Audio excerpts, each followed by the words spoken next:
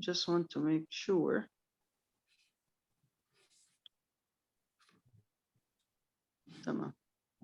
Okay, great. So as usual, we have the first section, which is language comprehension. And we are going to start with question number 4. Okay? Yes.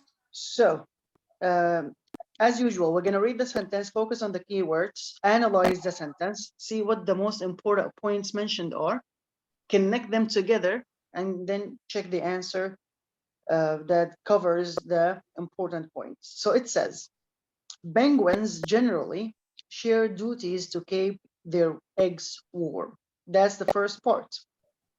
So focus on shared duties. And one turn can last for weeks. Now the question here is, why is that? They said as, and of course here as means because. As the other member, which means because the other member of the pair feeds at sea.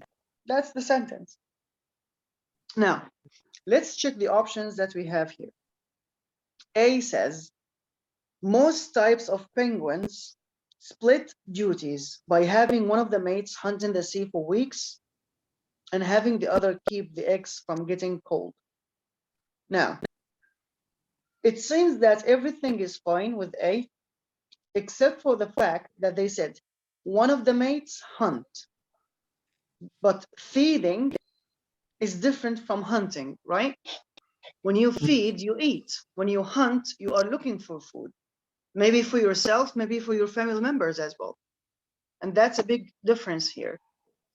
And that's why A doesn't work. And what about B? Mates that take turns warming their eggs increase the chance of success. This part, increase the chance of success, we don't have it in the original sentence, do we? No, we don't. And that's why B is wrong. C, in general, penguins divide the task of watching eggs. Now, look, divide the task is just another way to say what from the original sentence? Can you tell me? Divide the task. Exactly, share duties. One warms the eggs while the other finds food at sea, sometimes for a period of a few weeks at a time. Now, actually, this is the right answer because there's nothing wrong with it. Now, for this question, you chose D, right? Yes. D says, making sure eggs stay warm is often a shared task for penguins, but one of the mates may have to watch the eggs for the entire time if the other takes a few weeks to find food. The problem here is for the entire time. What does it mean for the entire time? Right? It's vague. It's very general. It doesn't give me the same meaning as one turn can last for weeks as the other members of the pair feeds at sea. Here they say that, but one of the mates may have to watch the eggs for the entire time. What is the entire time? And then they said if the other takes a few weeks to find food. So here it's a little bit, confusing. If you compare it with C, look, in the original sentence we have generally. In C we have in general. In the original sentence we have share duties. In C we have divide the task. And then in the original sentence we said one turn can last for weeks. Here they said sometimes for a period of a few weeks. And the last part, which is as the other member of the pair feeds at sea, they said one warms the eggs while the other finds food at sea. So it matches exactly every single part of the original sentence. And because look, if they don't do these tricks, the question would be very easy and very obvious. And that's why sometimes, we're not really satisfied with the difference between C and D, but they just do one trick to see who's the person who can analyze the language very, very carefully and know the difference between this answer and the other answer, and between the other people who, they are good at English, but they don't really have that kind of sense of analyzing. And that's why it's called language comprehension. So you just need to be careful about that, okay? Okay. Now let's move to question number 10. For question number 10, they said, food has always been associated with urban development. And we took associated with. What does it mean? مربوطة مع يعني.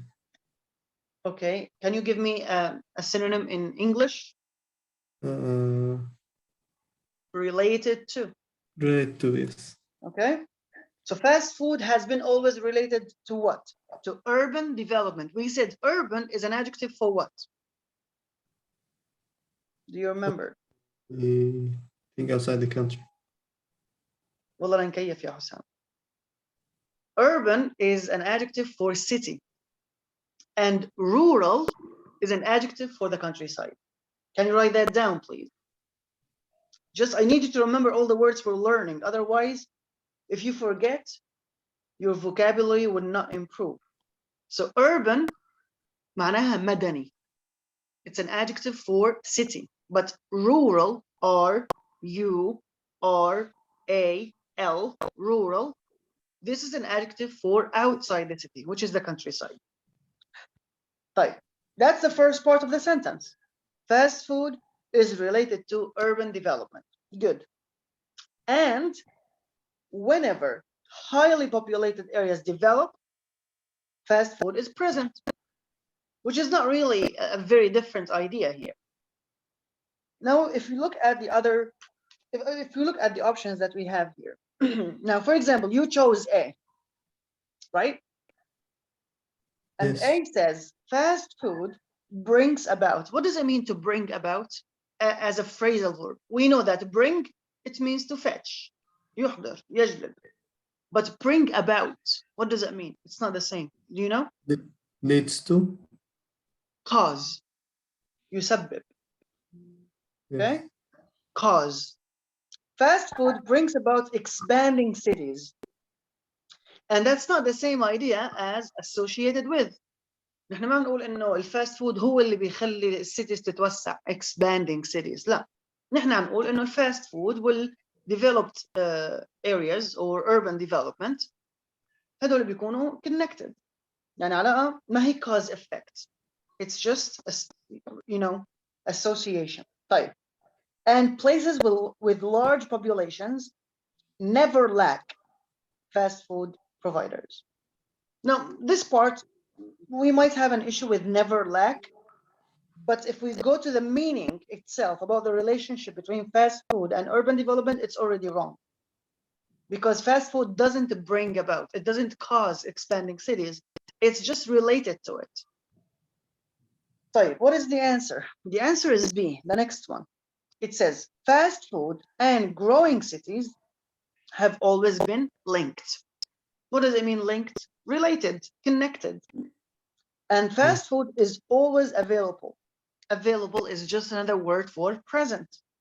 In places where population grows, this is just another way to say highly populated areas. Okay? Okay. So for 10, A is wrong because of the relationship between fast food and expanding cities.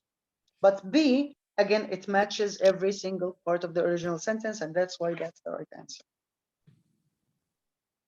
Now let's move to question number 14.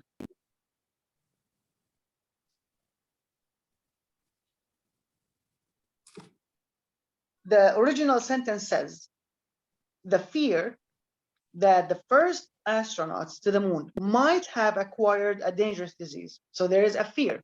A fear of what? People thought. How do we know that they have just thought? Because might have acquired, which means we're not sure. And we learned about might have. Might have acquired. So it's possible, we're not sure, that they acquired, they got a dangerous disease. This fear led them to be isolated, منعزلين, في حجر, for 21 days when they returned to Earth. So that's the idea. These astronauts were, sent to the moon. People have feared the idea that they, got a dangerous illness. And because of that, what did they do to them? They isolated them for 21 days when they came back. So, what is the answer? Now, the answer that you chose for this question is C. Look, The reason the first lunar astronauts spent 21 days in isolation upon returning to Earth may have been the fear of threatening diseases that were thought to exist on the moon. And the last part is the only wrong thing. قالوا بسبب الخوف من الأمراض الخطيرة التي كان يعتقد وجودها على القمر. The last part, which says the fear of threatening diseases that were thought to exist on the moon. No, we don't have that in the original sentence. They just thought that these astronauts got a disease while they were on the moon. And that's why they isolated them. But C says that people thought that there were threatening or dangerous diseases on the moon. And of course, that's different. That's not the same. So what is the answer if it's not C? It's A. Fearing that the first astronauts who went to the moon could be bringing back a serious sickness. So here, look, a dangerous, a serious, disease, sickness. Again, different words, same meaning. Authorities, السلطات, kept them in isolation for the first 20 days or 21 days back on Earth.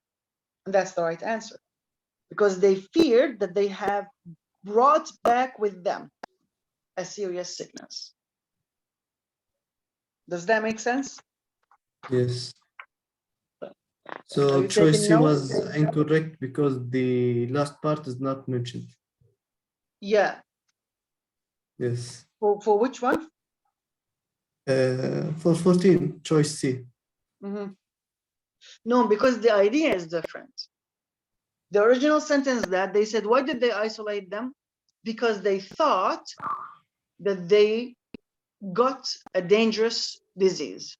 But what does C say? It says that they isolated them because they thought there were diseases on the moon. And that's not the same. Yes. Okay. Yes, I understand. Great. Now, we are going to move all the way to question 32. Which means, of course, from 14 to 32, all your answers are correct. Now, question number 32, of course, it's about text number 3, which is about McDonald's. And the question is general about paragraph 2, because it says, according to paragraph 2, it's true about the original McDonald's that. Let's read paragraph 2 together. And of course, we're going to highlight the keywords to see how we get the right answer. The original McDonald's, I'm reading from paragraph 2, okay? Okay. The original McDonald's had little resemblance. Resemblance معناها شبه. So they didn't, or they were not alike a lot.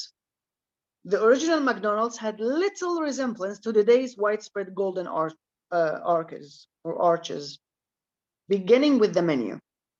So they are telling us that there are a lot of things that are different between the original McDonald's and today's McDonald's. Even the menu. The future fast food giant, which is of course McDonald's, how did it start?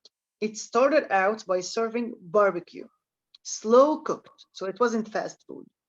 It was barbecue, slow cooked for hours. And the eclectic 25-item menu included everything from tamales and chili to peanut butter and jelly sandwiches to ham and baked beans. So here, of course, they're talking about the kind of food they were serving and the menu that was available at the time.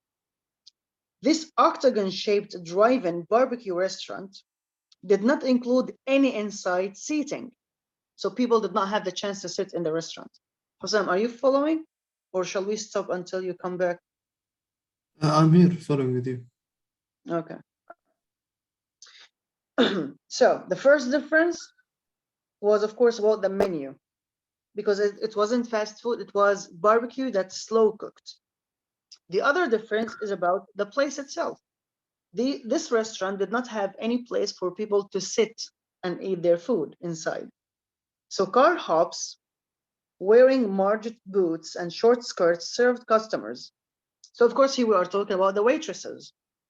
they served customers who pulled into its parking lot. So if there's not any place to eat inside, where did they eat? In the parking lot. Yes. As the brothers' business caught on, sales exceeded $200,000 a year, and as many as 125 cars filled its parking lot each weekend. So this is paragraph 2. So which of these facts in question number 32 now is correct? Look, the first McDonald's and today's McDonald's restaurant were alike in design? We said No, it's not, the because opposite. place is different. Type. Car hops delivered the customers' orders by car. They used cars to give them their orders? No. No. The cars of the customers were in the parking lot, and these people served them. So if some customers had to be served in their cars as there were not enough seats, the problem here with enough seats, what did we say in the paragraph? We said it didn't include any inside seating. So the problem is not that there were seats, but sometimes because there aren't enough seats, people were not able to be served there. No. Yes. It's not that there were not enough seats. We already said it didn't include any seating. There are no seats at all. It's just they go to the parking lot and they have their food. And that's why C is wrong. So of course, now the answer is D. Meat was not cooked as it is in today's McDonald's restaurants, because now it's fast food. In the past, we said it was slow cooked barbecue. And of course, that's the main difference between the original McDonald's and today's McDonald's. So the answer is D. Yes. Now we can go, yeah, tell me. No, I'm saying it's that it's understood for me. Okay, perfect. Question 36, it's about paragraph 4. And this time it's a negative inference, which means all of the answers are correct except for one. Okay? Now, the question number 36 says, from paragraph 4, it cannot be inferred. And we said, when we say infer, you are not expected to find the exact same information in the option, A, B, C, or D, as it is in the paragraph. But they give you information, and based on that information, you can get a conclusion. You can make a guess. So A says, a multi-mixer that Kroc sold to McDonald's was capable of preparing milkshakes for a family of 5 at once. Like, if you go to the paragraph number 4, okay, and if you go to line number 5, are you there? Yes. Maybe. It says, McDonald's could possibly need 8 multi-mixers capable of making 40 milkshakes at once, just for one location. Of course, Kroc could not understand that. Why do they need 8 multi-mixers? And these are capable of making 40 milkshakes at once for just one location until he set eyes on the operation. So now if they can produce 40 milkshakes at once, cannot they, or don't we understand that they can prepare milkshakes for a family of 5 at once? Of course they can. They can. It's not mentioned again. But if they can serve 40, so of course it's logical to say that they can serve 5. So B says, Kroc, puzzled by the McDonald's brothers multi-mixer orders, and that's what we said, he couldn't understand, so he was puzzled, confused. He visited the McDonald's restaurant in person. Yes. If you go to the previous lines, line 3 in the middle, the sentence starts saying, they had already established a few franchises in California and Arizona by the time a milkshaker mixer salesman named Ray Kroc visited California in 1954. And then they said, Kroc bought the rights to franchise. But the most important part to say that he visited the restaurant himself in person is in line 6, at the beginning of line 6. He set eyes on the operation, which means he saw how they produce milkshakes. Now, they didn't say that he visited the restaurant, but can he set his eyes on the operation without being there? Of course not. So that's the meaning of inference. They don't give us the exact information, but they give us something that we can base our understanding on. And that's why B is correct. It can be inferred. How did he set eyes on the operation? Of course, it means that he visited the restaurant in person because he set his eyes. So, C, the McDonald brothers were unwilling to put effort into building a nationwide chain of restaurants. They didn't want to have a lot of restaurants all across America. And that's correct. That can be inferred. Because, look, if you go to line 8, the relationship between Kroc and the McDonald brothers grew very tense as the aggressive salesman and the conservative brothers, and here's the answer, whose desire was to maintain only a small number of restaurants. And that tells us, of course, that they were not willing to put efforts into building a nationwide chain of restaurants. They just wanted a small number of restaurants. So that can be, understood from that paragraph. The only thing that we cannot infer is D. What does it say? Kroc made a $2.7 million deal with McDonald brothers to franchise the restaurant throughout the country. If you go to the sentence in line 10, okay? In 1961, Kroc purchased the entire company from the McDonald brothers for $2.7 million. So he didn't give them $2.7 million to franchise their restaurants. No, he bought the whole company for himself. And that's totally different, because when you franchise somebody's restaurant, انت عم تستخدم اسمه لتفتح سلسلة مطاعم. اما هو لا، عمل هالشيء من قبل، بس لما دفع ال $2.7 million, he bought the whole company. صارت الشركة كلها له. And that's the difference between the sentence in the passage and D. And that's why it cannot be inferred, because it's wrong. Does that make sense? It does.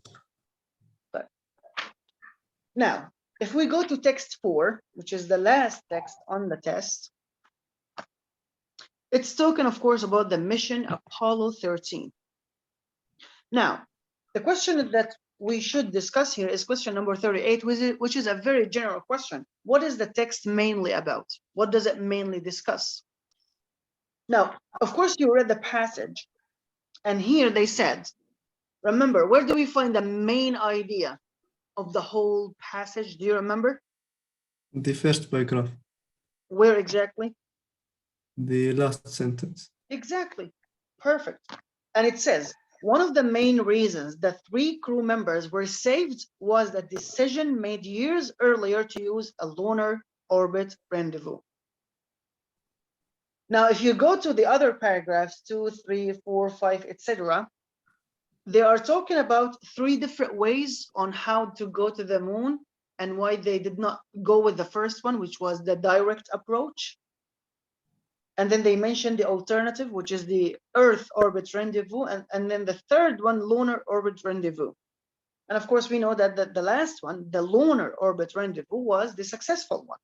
The other ones were dangerous. And that's why they were not adopted.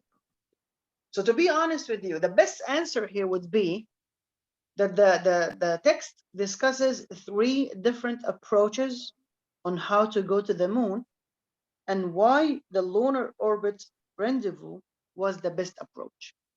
But unfortunately, when you go to the options A, B, C, and D, in question number 38, you don't have that option. Yes. But let's see which one works. First of all, of course, we should not choose C or D. These 2 answers are, of course, wrong. They can never be the right answer.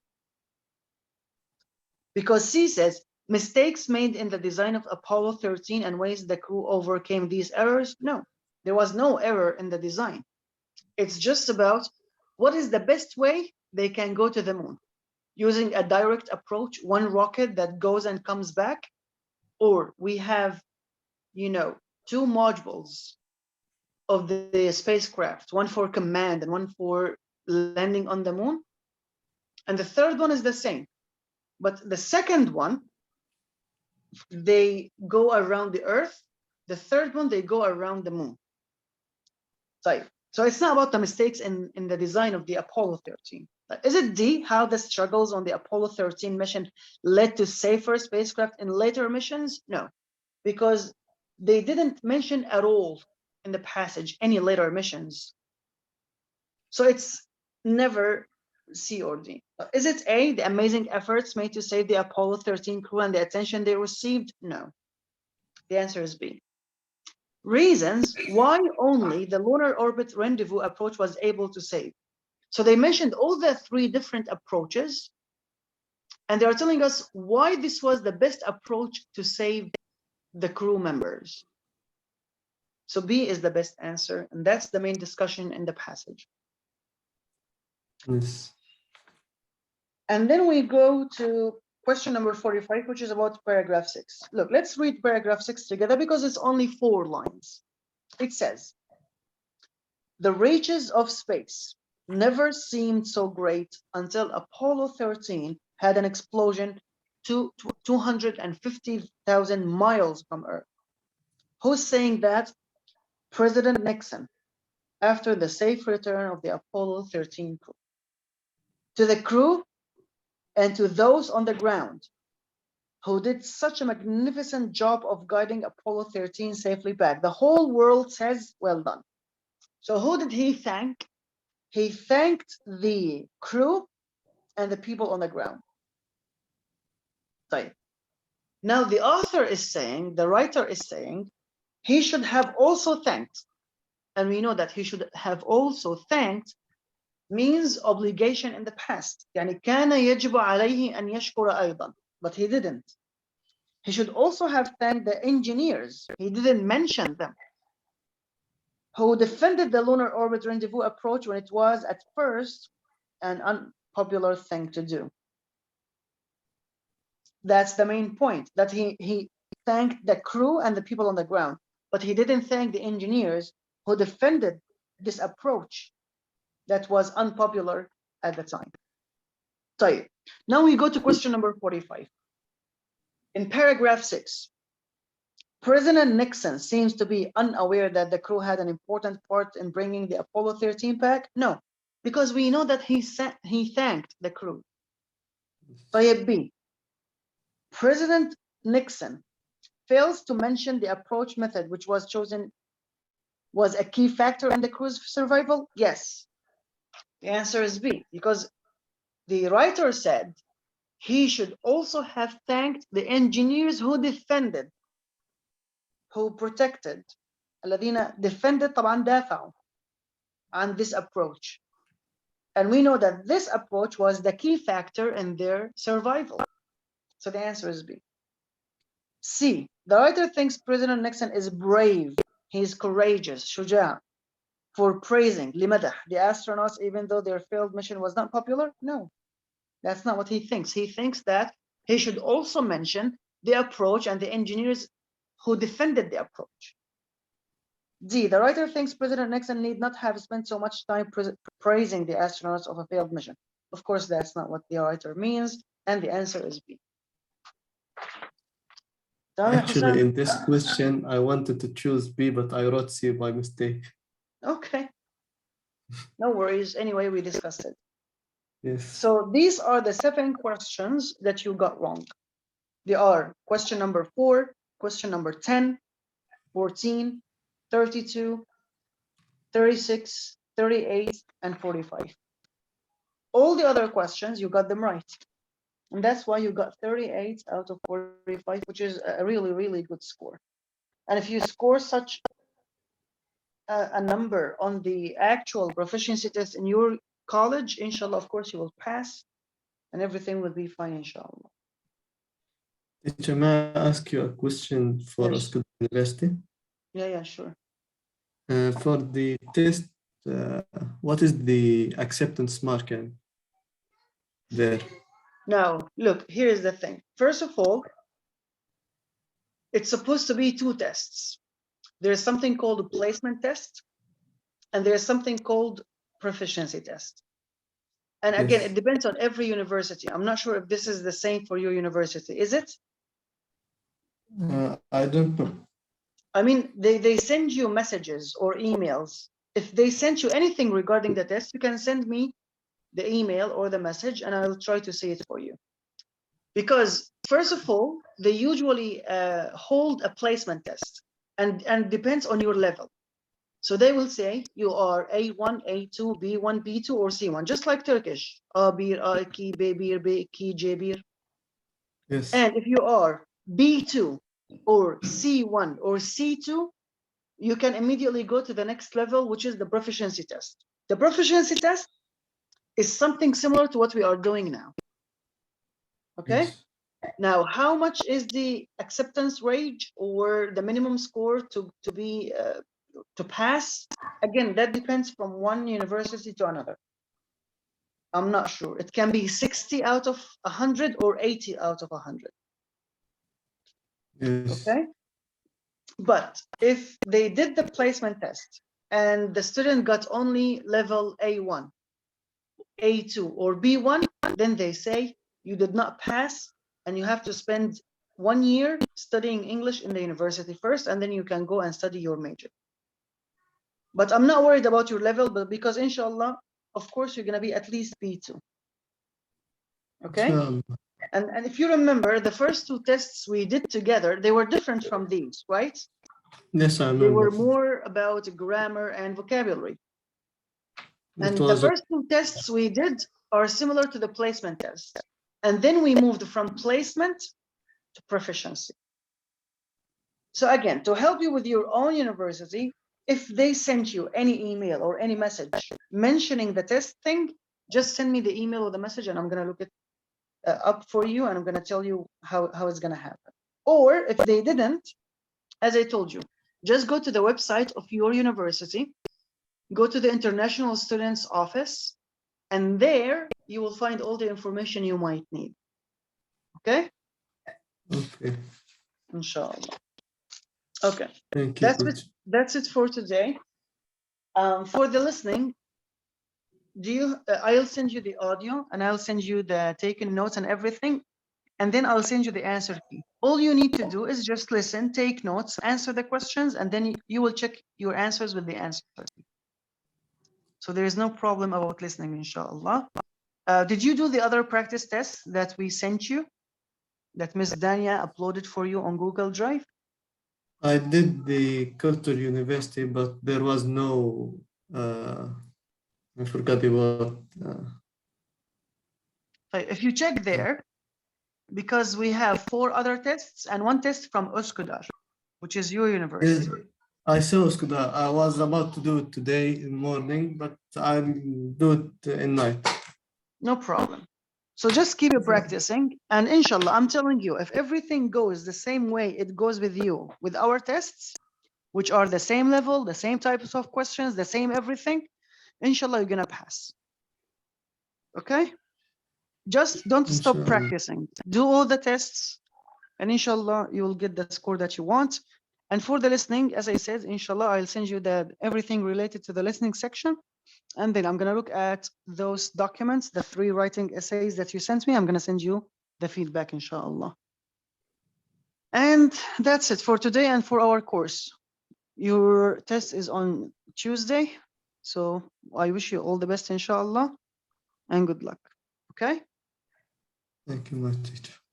Thank you. And please, after you do the test and after they release the scores, please inform us on the group. Tell us what happens with you, okay? Inshallah. Inshallah. Yalla, goodbye. Have a nice day. You too. Thanks. Bye.